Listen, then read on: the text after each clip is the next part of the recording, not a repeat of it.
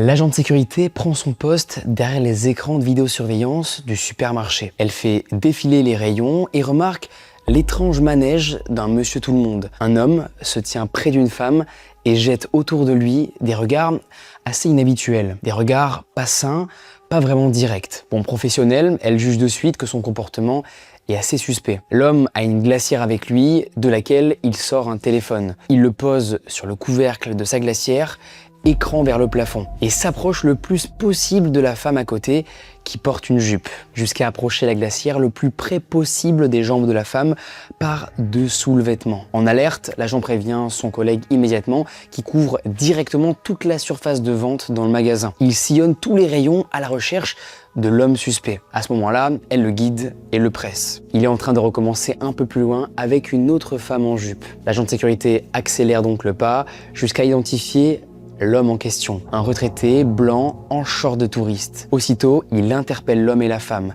et saisit le téléphone. L'agent informe la victime qu'elle vient d'être filmée littéralement à son insu par dessous sa jupe. Il l'encourage à porter plainte pour un fait très grave. Bon, face au suspect, il tient une position ferme, mais il a quand même envie de lui démonter la tronche, qu'on se le dise. Comme tout être humain normalement constitué, il se demande et si cette femme était tout simplement ma mère? Il est 15h30 ce samedi 12 septembre 2020. Dominique Pellicot, 67 ans, vient d'être pris en flagrant délit au supermarché Leclerc de Carpentras. Il a déjà eu le temps de filmer 4 femmes à leur insu dans le magasin avant que l'agent de sécurité lui mette la main dessus. La vidéo de l'interpellation de Dominique Pellicot à l'origine de l'enquête. Bon, Pellicot est donc conduit au bureau de l'agent de sécu et l'agent garde bien son téléphone précieusement. La police est tout de suite alertée évidemment et intervient très rapidement. Le vieux Dominique Pellicot est menotté, arrêté, bâillonné. Non, évidemment, je déconne, il n'est pas du tout bâillonné. Par contre, il est vraiment mis en état d'arrestation, ça je vanne pas, pour captation d'images impudiques et la police lui passe directement les menottes. Au poste, le sous-brigadier Laurent Perret reçoit Pellicot. L'homme se confond en excuses, lui jure que ce n'est pas dans ses habitudes, mais sa femme est partie quelques jours et il a ressenti une pulsion à laquelle il n'a pas pu résister. Pourtant, les données du téléphone portable saisies sur Pellicot ce jour laissent Laurent Perret assez suspicieux. Pellicot est remis en liberté, mais l'enquête est ouverte. Une perquisition est envisagée au domicile de Pellicot pour saisir donc le reste de tout son matériel informatique. Au domicile familial qu'il occupe donc avec sa femme Gisèle à Mazan. Laurent Perret ne se doute pas qu'il vient littéralement là d'ouvrir l'enquête sur le plus gros scandale français d'abus sexuels de ces 20 dernières années.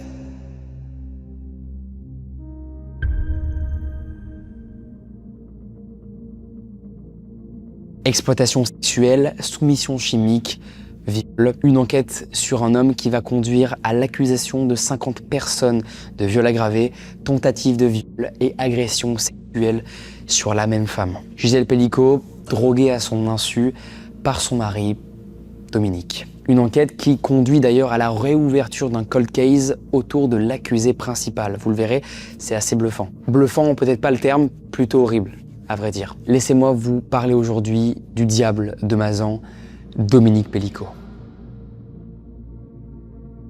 Bon, c'est triste à dire, mais je ne sais pas vraiment si vous avez pu échapper à ce nom ces dernières années. Il est le triste nom d'un drame intrafamilial absolument atroce, mais aussi celui d'une affaire qui va forcer la loi française à s'adapter à la réalité, celle du profil des agresseurs et de leurs procédés. Le violeur, ça n'est pas toujours un homme que l'on rencontre dans un parking tard le soir. Il est peut-être dans votre famille et peut-être même parfois ça peut être votre grand-père. Et la première chose que j'ai envie de vous dire avant de commencer ce dossier assez, vous verrez, choquant, c'est de veiller surtout sur vos proches. Frères, pères, époux, protégez en vrai vos sœurs, vos filles et vos femmes. Évidemment, vous l'aurez compris, je vous laisse un gros trigger warning maintenant parce qu'on va parler là d'abus sexuels, d'agression, de soumission chimique, de pédocriminalité et même de meurtre. Je vous emmène avec moi les amis pour qu'on feuillette ensemble l'un des plus gros dossiers de crimes sexuels de ces 20 dernières années. J'attends vraiment votre avis dans les commentaires et n'hésitez pas évidemment à me rectifier, je suis hyper ouvert sur ça.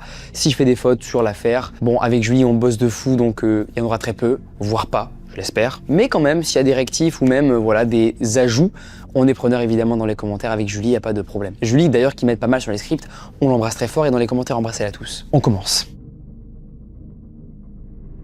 Dominique et Gisèle ont tous les deux grandi dans l'Indre, où ils se sont rencontrés. Au moment où Pellico est interpellé par la police, en 2020, ils sont mariés depuis près de 50 ans. Gisèle naît Guillou le 7 décembre 1952 à Villigen, en Allemagne. Son père militaire est en poste dans la zone d'occupation française. Elle arrive en France à l'âge de 5 ans avant de perdre sa mère des suites d'un cancer 4 ans plus tard. Gisèle avait 9 ans. Et c'est à 19 ans qu'elle rencontre celui qui va devenir son époux, Dominique, en 1971. Ils se disent oui 2 ans après, en 1973.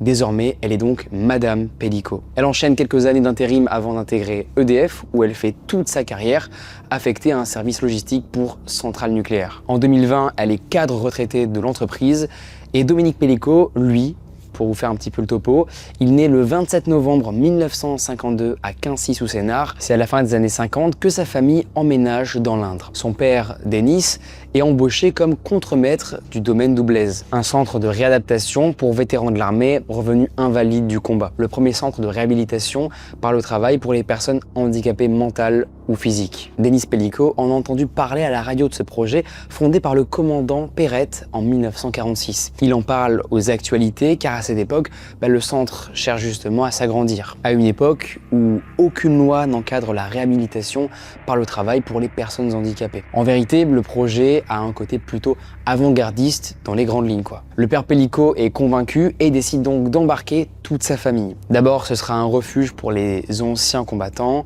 puis après le domaine accueillera les anciens détenus, puis les alcoolodépendants, des marginaux de la société. Dominique a 7 ans quand il arrive à Lucé-le-Mal en 1959. Il est scolarisé à l'école d'Écueillé et même s'il a plutôt de bons souvenirs de son enfance, il décrit un père assez dur, sévère et autoritaire. Un père pas aimant du tout, quoi. Il évoque des violences que Denis exerce sur Juliette, sa mère. Juliette a déjà 2 enfants plus âgés qu'elle a eu avec André, le frère de Denis. Donc la mère Juliette a déjà 2 enfants. Denis, c'est leur oncle, mais il est aussi leur beau-père. L'un d'eux, d'ailleurs, qui se nomme Joël, âgé de 4 ans de plus que Dominique, est brillant à l'école. Et Dominique, lui, il a la sensation que Denis est le favori, que c'est un peu le chouchou, le petit préféré. Précisément parce que Joël réussit tout à l'école. Alors que lui, Dominique, n'est pas très bon élève. Il abandonne donc l'école très vite, en 5e, et suit la voie pro. Il intègre tôt le monde du travail et des chantiers. La jeunesse de Dominique est ponctuée d'agressions supposées dont il aurait été témoin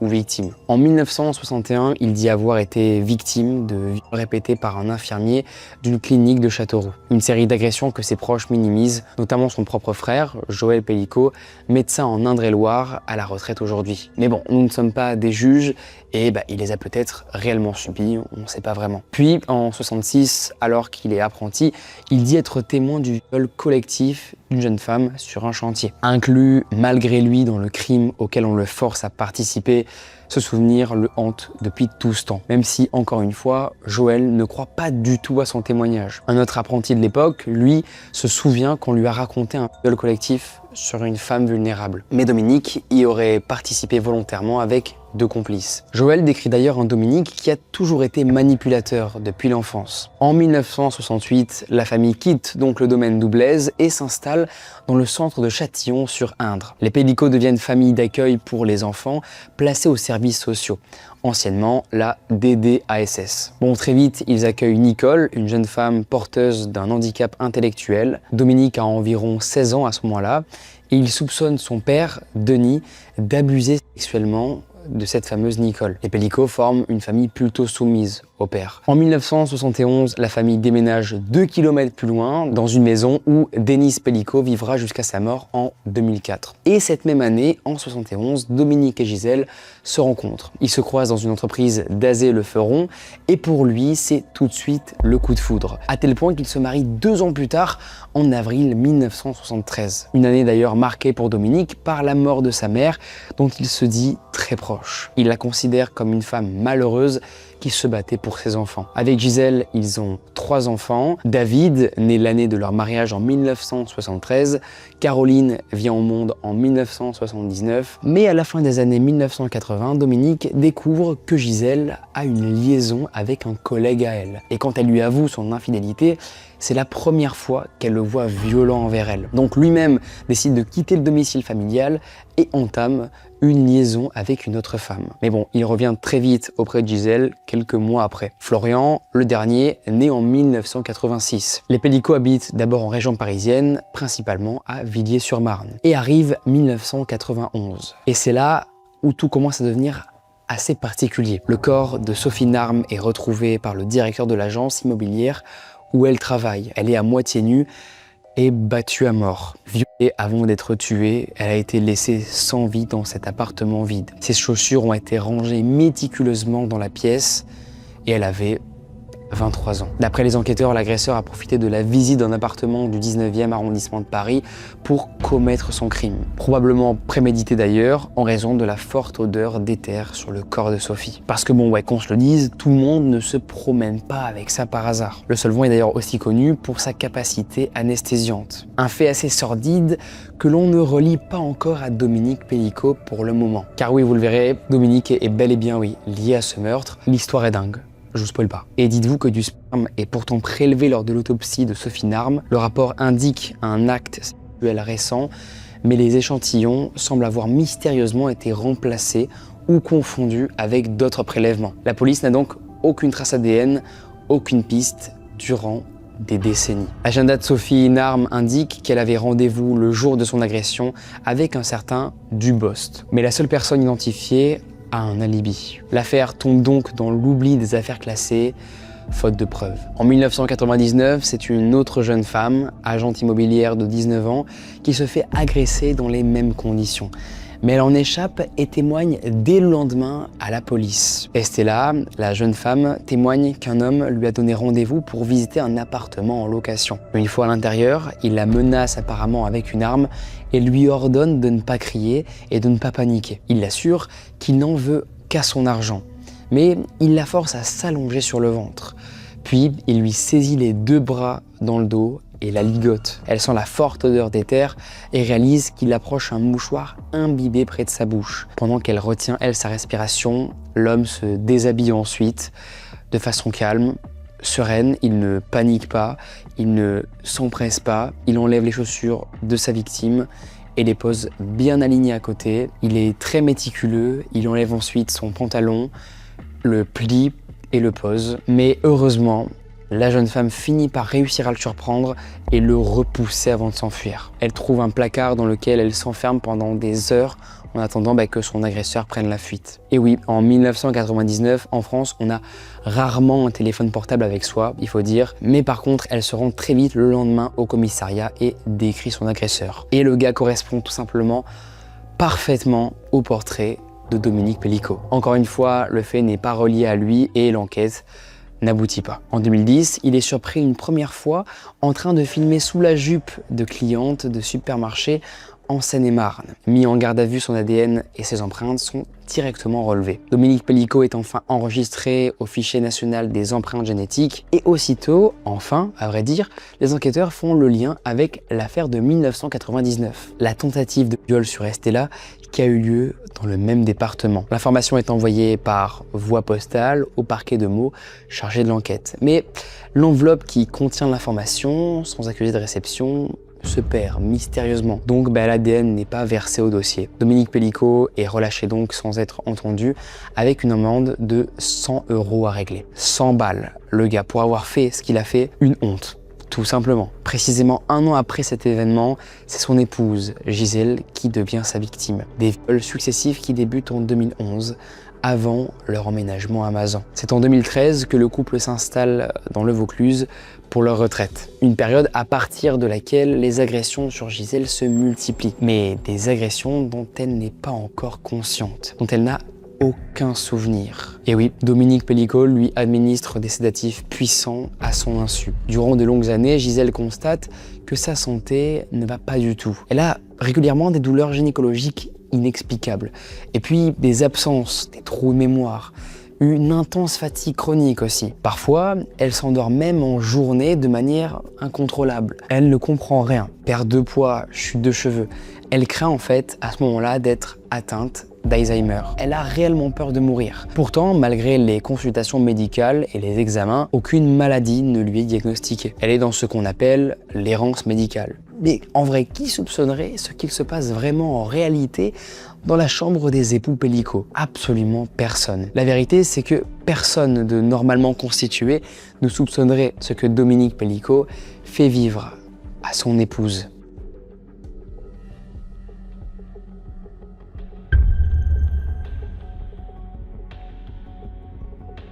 Dominique Pellico, en plus de droguer sa femme pour l'abuser, il la livre à d'autres hommes, toujours sur le même procédé, à son insu. C'est d'ailleurs sur un salon de discussion privé nommé À son insu qu'il recrute. Un salon hébergé par le site coco.gg. Souvent assimilé à un site de rencontre, il est sans inscription et gratuit. Plutôt facile donc d'accès. Et avec peu de modérateurs. Il permet donc aux personnes de discuter entre eux dans des salons de discussion publics ou privés. Un site qui se fait tristement connaître d'ailleurs pour être impliqué dans plusieurs affaires d'agression, d'abus sexuels et de trafic. On parle là de pédocriminalité, de viol, de prostitution de mineurs et de trafic de drogue. Même jusqu'au revenge porn et à l'homophobie, bref, c'est le pire site possible quoi. Autant de raisons pour lesquelles l'association SOS Homophobie alerte la justice en 2023 et demande sa fermeture. Dominique Pellico, à l'époque, il poste des annonces grâce auxquelles il identifie des volontaires pour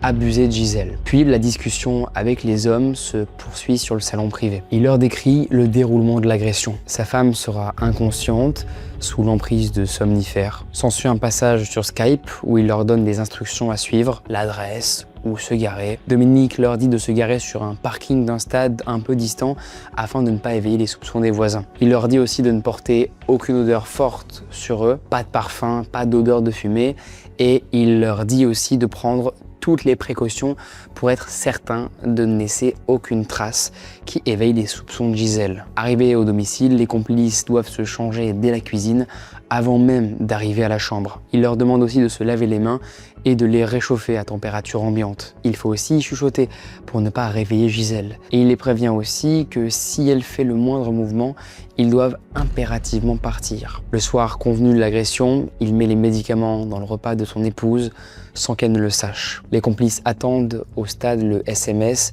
qui leur dira quand elle s'est endormie. Dominique Pellico place le corps inconscient de sa femme dans le lit. Il la dénude ou l'habille parfois de lingerie, puis il laisse les hommes entrer doucement dans la pièce chauffée pour que Gisèle ne se réveille pas à cause du froid. Les agresseurs ne portent la plupart du temps même pas de préservatif. Les actes terminés, Pellico fait la toilette de sa femme pour éliminer les fluides et les odeurs. Et collectionneur, il filme absolument tout et il archive tout sur clé USB sous des titres absolument abominables, abus / date / prénom / acte / nombre de fois où l'agresseur vient. Pour vous donner un exemple complètement abominable, ça donne un truc de ce genre. Abus, nuit du 26 mai 2020 avec Marc Sodo, 5e fois. Des agressions qui durent déjà depuis 9 ans quand Dominique Pellico est interpellé au supermarché de Carpentras. De juillet 2011 à octobre 2020, de nombreuses fois, Gisèle Pellico est soumise chimiquement et livrée à des inconnus, sans son consentement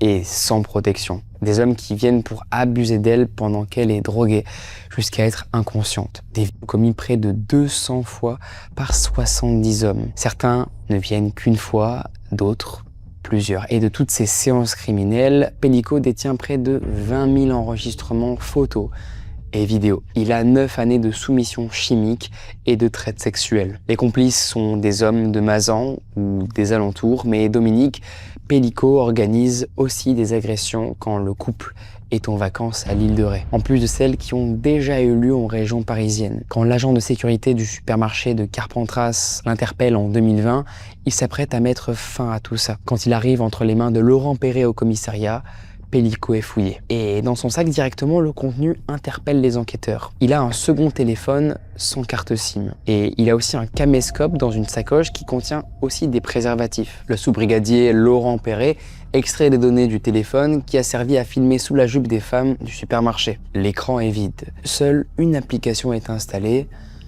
Skype. Laurent Perret clique dessus et voit s'afficher les conversations de Dominique Pellico. Des nombreuses conversations avec des profils qui portent des pseudonymes. Il y parle de nombres conséquents de Temesta administrés à une femme sans son consentement. Et des photos de femmes accompagnent ses propos. Laurent Perret soupçonne alors là l'horreur. Mais à peine a-t-il lu les conversations qu'il les voit s'effacer. Il comprend alors qu'il doit agir très vite pour en garder les traces. Pour lui, c'est certain que Dominique Pellico efface les preuves laissées libres après sa garde à vue. Les deux téléphones sont immédiatement envoyés au service de cybercriminalité. La carte mémoire du caméscope, quant à elle, contient les images d'une femme. Elle semble avoir la soixantaine. Allongée sur un lit, dans une lumière tamisée, elle porte de la lingerie. Pourtant, on entend à son ronflement qu'elle dort profondément. Pour lui, c'est évident que ce n'est pas une simple sextape entre amateurs. Ce qu'il voit, ce sont des scènes de violence, pas du tout des scènes de sexe. Laurent Perret détaille toutes ses observations dans un procès verbal et l'enquête se poursuit. Il demande une expertise psychiatrique et une perquisition du domicile. Le matériel informatique de Pellico révèle ses discussions sur coco.gg, le salon de discussion qu'il a intitulé à son insu, où il parle d'administrer de puissants médicaments à une femme.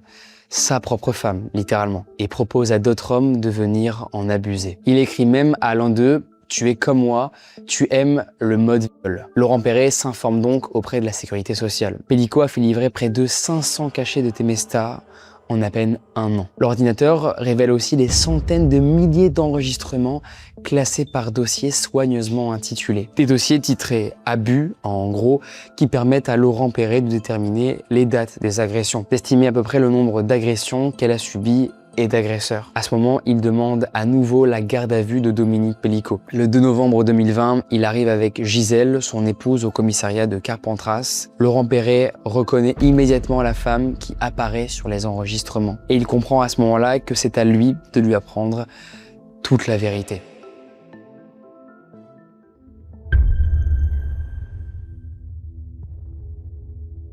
En l'absence de Dominique Pellico, Gisèle est interrogée sur leur vie de couple. Durant 50 ans de vie commune, elle s'estime heureuse et hyper comblée avec lui. Ensemble, ils ont d'ailleurs même 3 enfants et 7 petits-enfants, comme elle explique. Ils ont partagé leur rire et leur peine ensemble. Son mari est pour elle un homme bienveillant et attentionné. Elle n'a jamais douté de la confiance qu'elle a en lui et lui témoigne un soutien sans faille. Même au mois de septembre dernier, quand il lui dit ouvertement avoir été interpellé pour avoir filmé sous la jupe des femmes du supermarché de Carpentras. Ce n'est pas dans ses habitudes et elle lui a vite pardonné ses écarts déviants. Mais de manière générale, elle décrit un mari parfait à Laurent Perret. Elle assure que c'est un mec vraiment top quoi. Ils forment un couple de retraités heureux à Mazan, sans histoire, sans problème. Il lui explique même qu'ils ont une sexualité plutôt normale, celle des gens de leur âge. Même si c'est arrivé que Dominique réclame des relations échangistes. Mais bon, elle a toujours refusé. Vraiment, l'idée que quelqu'un d'autre que son mari la touche, pour elle, c'est une idée vraiment insupportable. Elle a vraiment besoin de sentiments pour avoir des rapports. Laurent Perret sait que la bombe qu'il va lâcher aura forcément une déflagration immense chez cette femme. Et ses craintes sont confirmées. La victime n'a jamais rien soupçonné pendant toutes ces années. Elle ne se doutait absolument de rien et il va devoir l'expliquer. Il fait venir une psychologue pour assurer une prise en charge à Gisèle après l'annonce. Puis il lui montre une photo où elle est nue, allongée sur le lit. Pendant un instant, elle ne réagit pas, elle ne reconnaît même pas immédiatement que cette femme, eh bien, c'est bien elle. Il lui demande ce qu'elle voit et à partir d'un certain moment, elle se reconnaît en train de dormir dans sa chambre. En revanche, elle ne comprend pas pourquoi elle porte de la lingerie, car elle n'en met jamais. Laurent Perret lui montre ensuite des photos, plusieurs photos, une par une. Son objectif est en fait qu'elle prononce elle-même le mot, celui du viol, ce qui lui confirmera l'absence de son consentement. Sur les clichés, elle apparaît en présence d'hommes différents à chaque photo. Pourtant, Gisèle ne connaît aucun d'entre eux. Et là, elle va comprendre très vite et va dire cette phrase absolument terrible: il me viole. Ce sont les derniers mots qu'elle prononce avant de plonger en état de choc total. Laurent Perret voit qu'il la perd, elle n'est plus du tout avec lui. Et avant de mettre fin à l'audition, il lui demande si elle veut porter plainte contre son mari et contre toutes les personnes identifiées dans le dossier. Elle répond que oui, avant de ne plus être en mesure de dire un seul mot. Gisèle Pelicot reste figée sous le choc. Son monde s'écroule. Elle voit des scènes d'elle où elle se fait littéralement violer par des inconnus dans sa chambre conjugale alors qu'elle est inconsciente. Tout ce qu'elle a construit depuis 50 ans s'effondre littéralement devant elle et devant des scènes d'horreur. Des mises en scène sordides pendant lesquelles elle est manipulée comme une poupée de chiffon. Pendant un instant, elle pense mettre fin à ses jours, convaincue qu'elle ne pourra jamais se reconstruire. Elle a envie de disparaître à ce moment-là. Sa vie s'arrête littéralement avec ce cataclysme qui détruit toute sa famille. Et ce n'est que 6 mois plus tard qu'elle est en mesure de regarder toutes les vidéos. Des vidéos qui lui sont plus atroces les unes que les autres. Elle se voit presque morte dans ce lit, malgré son corps chaud entre les mains de ses agresseurs. Le 4 novembre 2020, à l'issue de sa garde à vue, Dominique Pelicot est placé en détention provisoire. Gisèle Pelicot dépose plainte contre lui et les 51 suspects identifiés. Elle demande aussi immédiatement le divorce, puis il faut prévenir les enfants, il faut leur annoncer ce que papa fait. Elle appelle David qui est chez lui quand il apprend la nouvelle. Il vomit après avoir appris ce dont Dominique Pelicot est accusé et d'ailleurs qu'il ne le considère déjà plus comme son père. Caroline aussi est informée et face à la nouvelle, elle appelle ses frères. Tout le monde pleure, tout le monde est bouleversé. Personne ne comprend vraiment ce qui se passe. David se rend immédiatement à Mazan pour passer le week-end avec Caroline et Florian. Gisèle, elle, ne peut évidemment pas remettre les pieds au foyer. Il décide alors de faire disparaître toute trace de Dominique Pelicot dans la maison. Tout ce qui le lie à cet homme qui est un inconnu maintenant, comme par exemple les photos de famille. C'est à leur tour d'être interrogés par Laurent Perret. À Caroline, il montre la photo d'une femme nue et endormie. Elle dort en position fétale et ses fesses sont en gros plan sur le cliché. Elle non plus ne reconnaît pas immédiatement la femme qui apparaît sur la photo et l'enquêteur attire son attention sur une tache de naissance au niveau de la joue de la femme. À son tour, elle comprend. La personne qu'elle a en face d'elle, la femme endormie sur la photo, c'est elle. Caroline apparaît sur plusieurs clichés, toujours endormie et en sous-vêtements. Ce n'est d'ailleurs pas la seule autre femme à apparaître dans les dossiers de Dominique Pelicot. Certains clichés sont ceux de ses 2 belles filles. Céline, l'épouse de David, et Aurore, divorcée de Florian, photographiées nues à leur insu. Des photos en gros plan de leur partie intime qu'ils diffusent ensuite sur internet. Et sur l'une d'entre elles, Céline est enceinte. Alors à ce stade, on peut se dire que le mec est complètement malade. Et dites-vous que pourtant l'expertise psychiatrique ne diagnostique aucune pathologie ni anomalie mentale chez ce gars. Il y a peut-être des problèmes qui se sont peut-être mis en travers de l'auscultation. Je doute, là vraiment je doute. En revanche, il représente une attirance sexuelle très forte pour le voyeurisme. Une attirance déviante, assouvie dans un cadre absolument pas consenti. Il est aussi qualifié de manipulateur à la personnalité perverse qui utilise sa femme comme appât. L'homme qui se positionne en bon patriarche affirme avoir du plaisir en voyant son épouse livrée à des pratiques qu'elle refuse. Il prend du plaisir à soumettre cette femme qui ne se soumet pas du tout à lui. Mais le temps révèle tout et son passé le rattrape. Les enquêteurs découvrent que l'ADN de Dominique, enfin répertorié au fichier national, match avec celui d'une vieille affaire. L'ADN prélevé sous la chaussure d'Estella, agente immobilière agressée en 1999. Une agression qui présente des similitudes avec un meurtre non élucidé. Le viol précédé ou suivi du meurtre de Sophie Narme en 1991 à Paris. On peut voir que tous les maillons de la chaîne se suivent. Le passé de Pelicot est donc exhumé minutieusement par les enquêteurs. Et là, ils découvrent aussi son arrestation en 2010 pour captation d'images impudiques en Seine-et-Marne, 10 ans avant Carpentras. 10 jours après l'audition de ses enfants, le 14 octobre 2022, il est à nouveau mis en examen. Et la première réaction de Pelicot, devinez laquelle c'est de totalement nier les faits. Mais bon, il reconnaîtra en vrai très vite qu'il a bien agressé Estella. Mais il assure qu'il n'avait pas vraiment l'intention de la violer.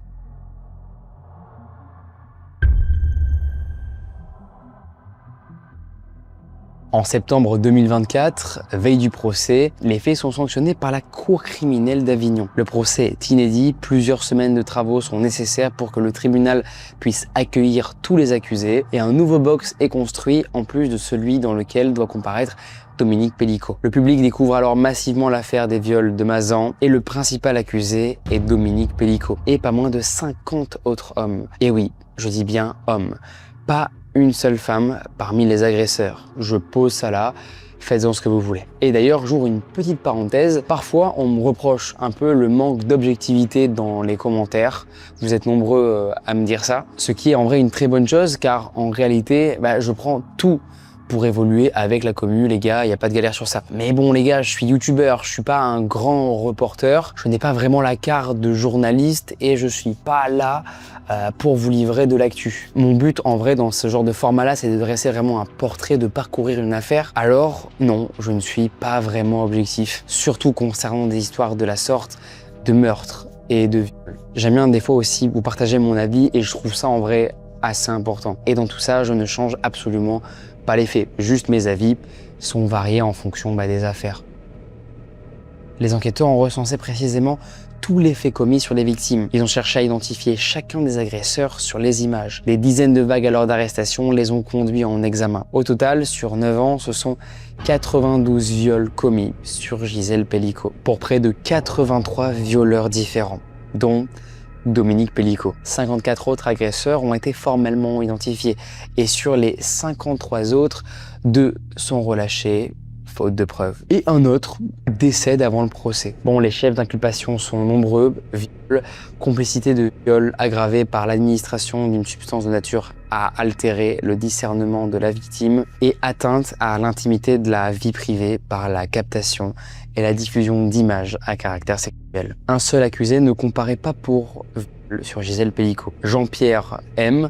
est jugé pour avoir utilisé le même procédé de soumission chimique sur sa propre épouse, dans le but de la violer, accompagné de Dominique Pellicot. Sur les 50 agresseurs de Gisèle, 10 d'entre eux se sont rendus plusieurs fois chez les Pellicot. Les autres, une seule, mais une de trop quand même. Le procès a un retentissement international et logique parce qu'il est inhabituel par le nombre d'accusés, mais aussi pour la banalité de leur profil. Tous ces agresseurs sont des hommes absolument ordinaires, des gars que vous pourrez croiser dans la rue comme ça et vous vous dites absolument pas à aucun moment que le gars a juste causé des choses absolument horribles à une femme qui n'avait rien demandé. 37 d'entre eux, dites-vous, sont pères de famille, soit plus de la moitié. Ça aurait pu être votre oncle, votre grand-père, votre cousin, peu importe. Au moment des faits, ils ont tous entre 22 et 67 ans. Ils proviennent de toute catégorie sociale. Des retraités, des travailleurs, certains même sont pompiers, militaires, gardiens de prison, conseillers municipaux, des postes censés représenter pourtant la sécurité, le soin et la défense. C'est des gens de base en qui on est censé avoir confiance, ce qui va donc contribuer à choquer profondément l'opinion. Les accusés sont des hommes majoritairement normaux et d'après les expertises, aucun n'a de pathologie psy. C'est ça le truc qui est encore plus fou. Sur la cinquantaine d'accusés, 13 d'entre eux consomment ou sont addicts aux drogues, alcool, cannabis et cocaïne. 13 affirment aussi avoir été victimes d'abus sexuels pendant leur enfance, dont 2 d'inceste. Au total, 23 d'entre eux sont déjà connus des autorités et ont été condamnés dans le passé, soit un peu plus de la moitié des agresseurs. 6 ont déjà été condamnés pour violence conjugale et 2 pour violence sexuelle. Le bilan est un carnage et montre la défaillance du système judiciaire et pénal en France. Il met aussi sur la table la question du consentement et de la soumission chimique, pas uniquement pour l'opinion et le grand public, mais pour la loi française elle-même. Et ça, vous le verrez, on y reviendra. Le jour de l'ouverture du procès, ce sont 49 hommes qui sont accusés de viol avec des circonstances aggravantes. Un pour tentative de viol et un pour agression sexuelle. Durant l'enquête, des images pédocriminelles ont aussi été trouvées chez 5 accusés mis en examen pour ça. Officiellement, Gisèle est divorcée de Dominique Pellicot en août 2024, à peine 10 jours avant l'ouverture du procès, ce qui constitue donc un symbole hyper puissant pour elle, pour faire face à celui qu'elle appelle maintenant ce monsieur. Quand le procès s'ouvre en septembre, c'est le déferlement médiatique vous imaginez. Près de 200 journalistes sont présents, tous attendent celle qui se fait jusqu'ici appeler Françoise P dans la presse. Gisèle Guilloux, ex-épouse Pélicaud, apparaît à visage découvert sous son vrai nom. Elle s'apprête à devenir le symbole d'un combat qu'elle n'a pas choisi.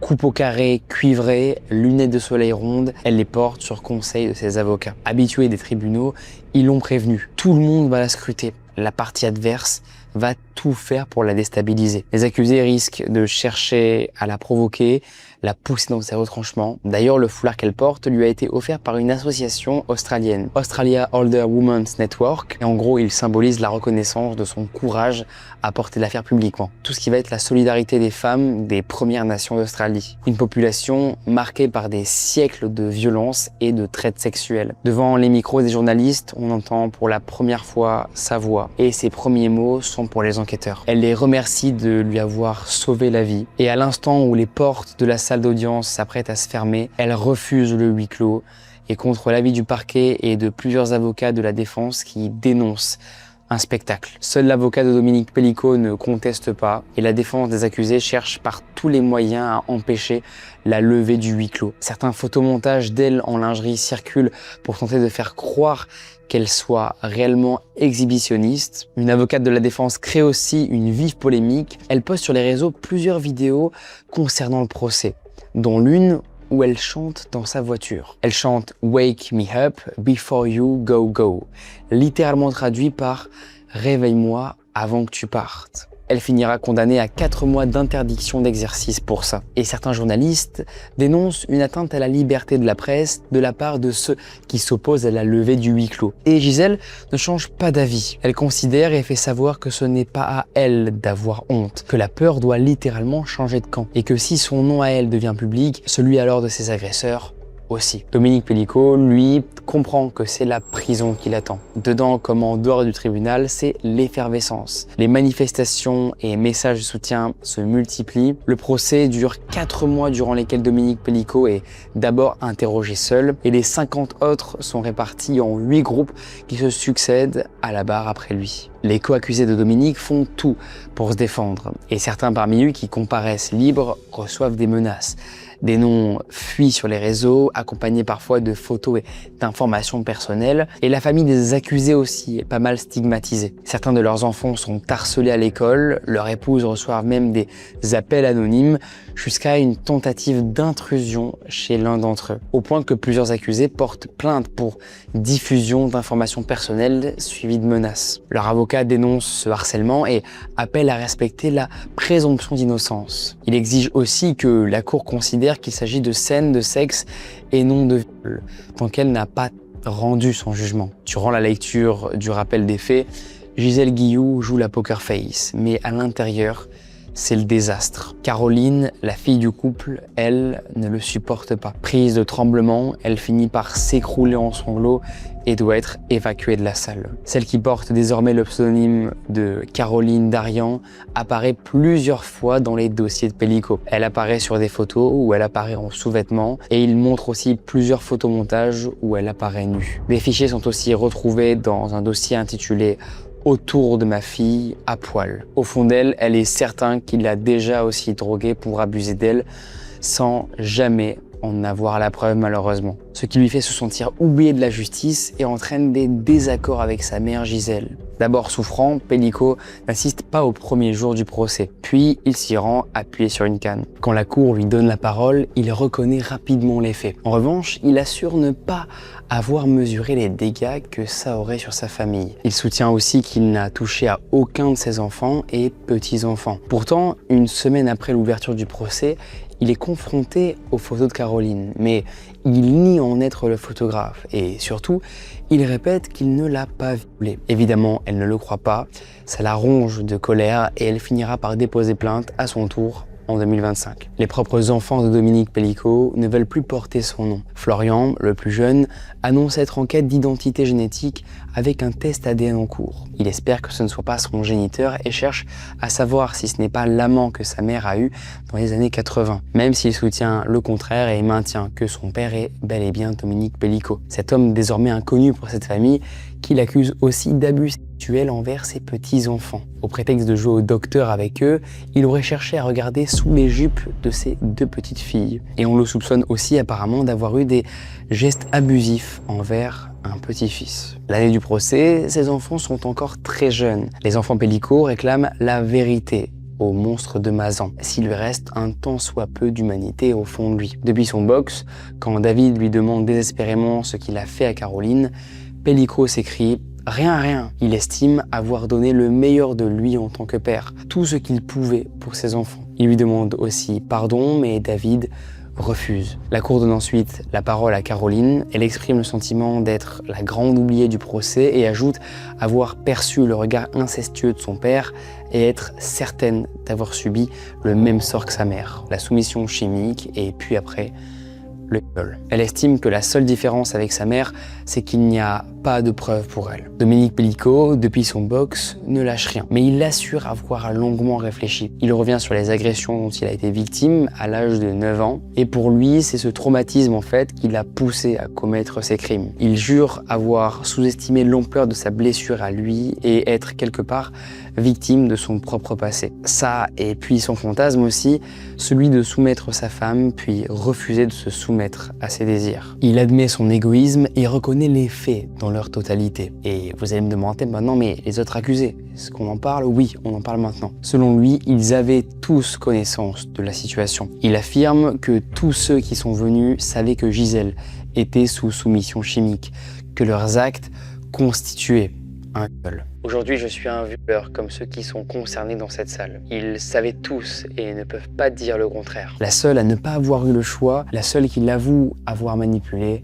c'est Gisèle. Il soutient qu'elle n'a jamais consenti, jamais été complice des actes qu'il lui a fait subir. Elle n'a même jamais eu le choix de pouvoir s'y opposer. Il lui demande aussi de le pardonner tout en affirmant avoir conscience qu'il a commis l'impardonnable. Les propos de Pellico à charge contre eux agacent les autres accusés et les avocats dans la salle. On lui demande de préciser tout de même son mode opératoire à lui, et ce qui met encore plus les autres dans la sauce, car Pellico rappelle comment il leur transmet les consignes à suivre avant leur arrivée au domicile, ce qui prouve qu'ils n'ont pas été piégés, mais sont venus volontairement. Je ne leur mettais pas du tout un fusil sur la tête. Chacun d'entre eux a suivi les instructions, a pris le temps de se garer au parking, puis de se déshabiller dans la cuisine. Chacun d'eux a accepté les étapes qui les ont conduits dans la chambre jusqu'au corps inerte, mais vivant de Gisèle. Durant tout le procès, Dominique Pellico est décrit comme une personne assez complexe. Il présente plusieurs personnalités opposées, mais sans schizophrénie. Des personnalités qui ne cohabitent pas du tout, mais qui s'alternent. D'un côté, on a l'homme public, qui est un mari, un père aimant et un ami qu'on estime beaucoup, mais en privé, il est assez différent. Durant l'instruction et le procès, il ne témoigne pas d'empathie pour ses victimes. Tout ce à quoi il pense, c'est ce dont la prison va le priver. Il est aussi décrit comme quelqu'un qui n'hésite pas à manipuler son entourage et à mentir, un trait que son demi-frère, cousin Joël, dénonce. Dominique Pellico témoigne à tous les enquêteurs et les experts médicaux des abus dont il a été victime quand il était jeune, ceux commis par l'infirmier, mais même ça, Joël le conteste ouvertement durant le procès. Les expertises révèlent chez Pellico des pulsions et addictions irrépressibles. Sa paraphilie dont on a déjà parlé, c'est-à-dire son attirance sexuelle en dehors de la norme. Le psychiatre qui l'examine identifie plusieurs paraphilies chez Pellico. Paraphilie, je ne sais pas comment ça se dit, pardon d'avance. Non, parce que je vois me tomber dessus, on sait jamais. Bon, on a du coup du fétichisme, du voyeurisme, de l'exhibitionnisme et du sadisme sexuel. Des attirances qui ne sont pas nécessairement déviantes. Il y a des gens aux pratiques différentes de la majorité qui assouvissent leurs envies de manière consentante. Et même en privé, comme par exemple les fétichistes, les sadomaso ou les échangistes par exemple. Même les exhibitionnistes peuvent en soi se retrouver dans une villa privée où ils font ce qu'ils veulent entre adultes consentants. Mais en vrai, cela ne nous regarde pas trop. Mais Pellico, lui, assouvit ses désirs de manière illégale, criminelle même, sans le consentement des partenaires féminines, principalement de Gisèle, qui ne souhaite pas s'adonner à ces pratiques paraphiles. Et le psychiatre donc qui l'examine estime qu'il présente une grande dangerosité pour ses victimes. Une dangerosité durable qui ne se soignera pas du tout avec une simple prise en charge médicale. Quant au complice masculin, est-ce qu'il savait vraiment à quoi il se livrait quand il se rendait chez Pellico? C'est l'une des questions majeures sur laquelle la défense des accusés se fonde. Et que ce soit face à son ex-mari ou face aux autres agresseurs, Gisèle, elle est présente et elle est déterminée. Dites-vous qu'elle est comme ça dans ce mindset-là alors que dans la salle, il y a 20 hommes qui l'ont violée alors qu'elle était inconsciente. Parmi eux, elle n'en connaît pas un seul. En fait, si, elle en reconnaît un. Elle le croise régulièrement à la boulangerie et entre clients réguliers, ils se disent simplement bonjour. Jamais elle ne se serait doutée une seule seconde que l'homme avait été invité par son mari à abuser d'elle. Bon, la plupart nient avoir eu l'intention de la violer. Leur argument consiste majoritairement à remettre en doute le consentement de Gisèle. Ils disent avoir simplement eu rendez-vous avec un couple libertin qui s'était mis d'accord sur la mise en scène, sans imaginer qu'ils allaient commettre un acte qualifié de viol. Parmi les 20, là, dites-vous qu'il y a même un gars qui a dit qu'il n'avait pas du tout réalisé que Gisèle était inconsciente. On est arrivé à ce stade-là, vraiment, sans déconner. Je sais tellement plus quoi dire, les gars, j'en perds mon énergie, c'est absolument atroce. Certains diraient aussi que pendant l'acte, ils se seraient aperçus que ce serait en fait pas du tout un jeu. Ils ont compris que cette personne en fait n'était peut-être pas si consentante que ça et ont immédiatement arrêté, d'après eux. Et ceux qui ont déjà continué prétendent avoir cru que c'était un fantasme. Mais bon, terrible, mais des personnes vont se poser cette question-là, que je trouve folle à lier. Gisèle, ex-épouse du coup de Pellico, aurait-elle réellement été une échangiste jouant le jeu d'une femme inconsciente? Ça, c'est en tout cas l'hypothèse de la défense. À chaque accusé, Gisèle doit écouter les descriptifs des faits qui leur sont reprochés dans une salle remplie de ses agresseurs. Elle entend leurs avocats contester jusqu'à l'utilisation du terme de viol. Pourtant, elle est là, seule, à ne jamais quitter la salle. Elle tente de rester stoïque et reste attentive à tous les débats, même si son visage trahit parfois son agacement ou sa colère. Au fond, elle est impatiente de répondre, mais bon, il faut attendre que la cour lui donne la parole lors de son audience. En réalité, elle est très fine stratège, conseillée et guidée par ses avocats. Elle sait qu'elle ne doit pas réagir face aux tentatives de déstabilisation. Certains accusés soulignent la responsabilité de Dominique Pellico. C'est lui qui a tout organisé pour eux, lui qui leur a donné l'autorisation de disposer de sa femme. Certains accusés ne comprennent même pas pourquoi il aurait fallu le consentement de Gisèle elle-même. Patrick A, lui, assure être tombé dans un piège alors qu'il est homosexuel. Il s'est rendu au domicile du couple en pensant avoir des rapports uniquement avec Dominique Pellico et sur place, il aurait obéi contre son gré, manipulé par Pellico. Bon, cet argument revient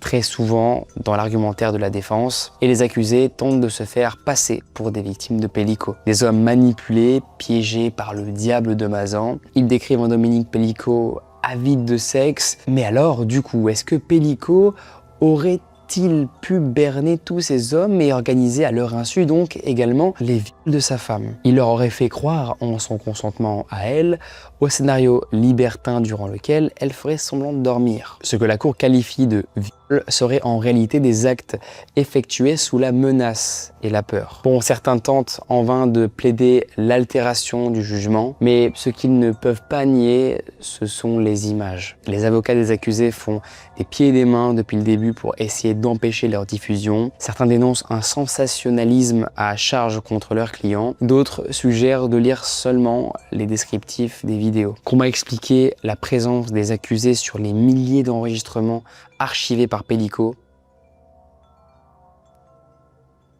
Mais lors de l'audition d'un accusé qui nie les faits, un certain Jacques décide de diffuser des extraits, avec évidemment l'accord de Gisèle Guilloux et toujours sans huis clos. Seul le public est évacué et là, l'horreur devant elle commence. Elle voit les enregistrements de elle-même, inconsciente et abusée par Jack, filmés par son propre mari. Des vidéos crues, absolument choquantes et indécentes, monstrueuses, c'est peut-être ça le terme, mais qui prouvent les faits. À l'issue donc de cette audition, la justice demande à ne diffuser que celles qui sont nécessaires à prouver les faits et pas à chaque accusé qui nie les faits. Le président de la cour décide aussi d'évacuer la presse aux prochaines projections nécessaires. Le 19 décembre 2024, après un mois de libération, le verdict tombe. Les accusés sont tous reconnus coupables et Pellico prend 20 années de prison avec une peine de sûreté. Quand il entend sa condamnation, des sanglots résonnent depuis son box, mais il accepte pleinement la sentence et ne fait pas appel. Les autres qui veulent pas trop se prononcer prennent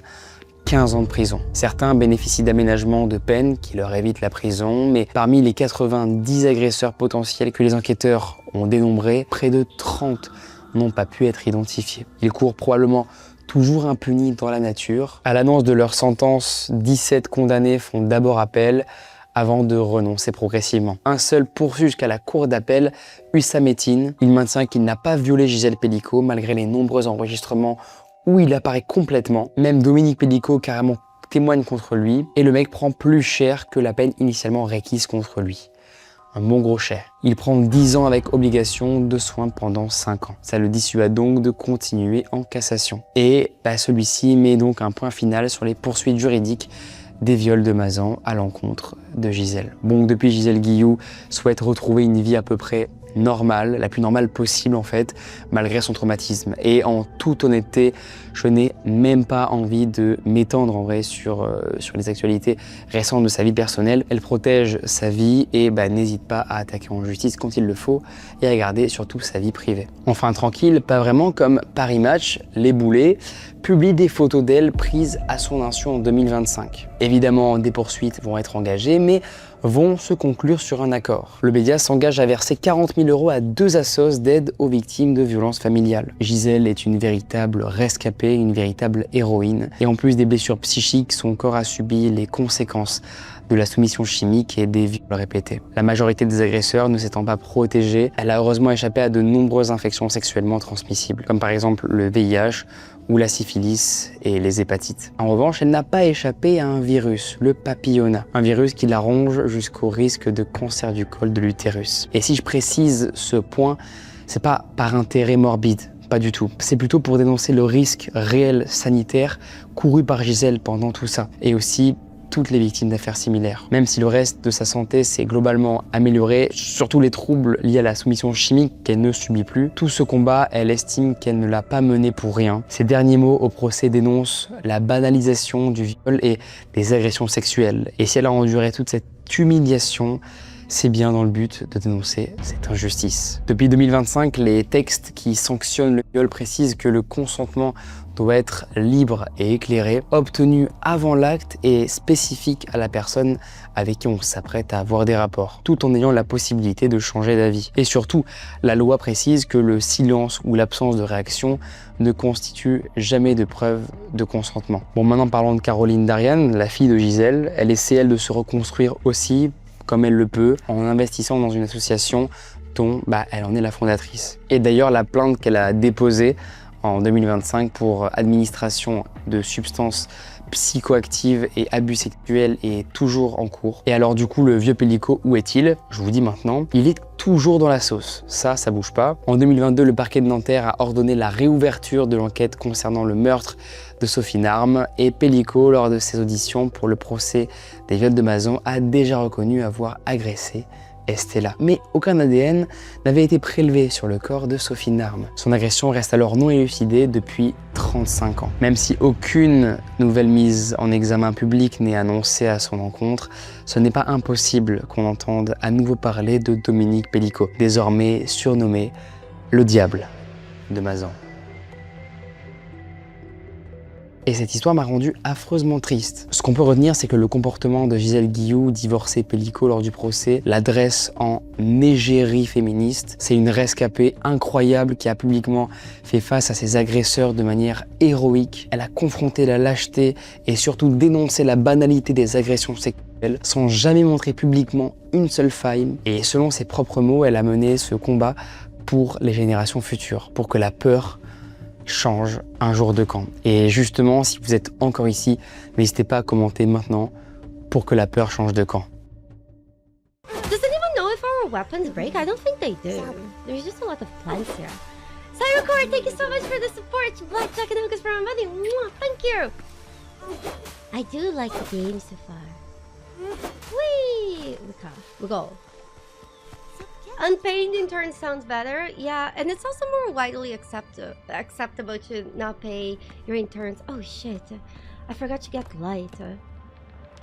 It's okay, we can... Oh, we don't have resources to build torches. Oh, panic! We need to find the copper in the dark. Oh god, I can't see shit. Can you guys see?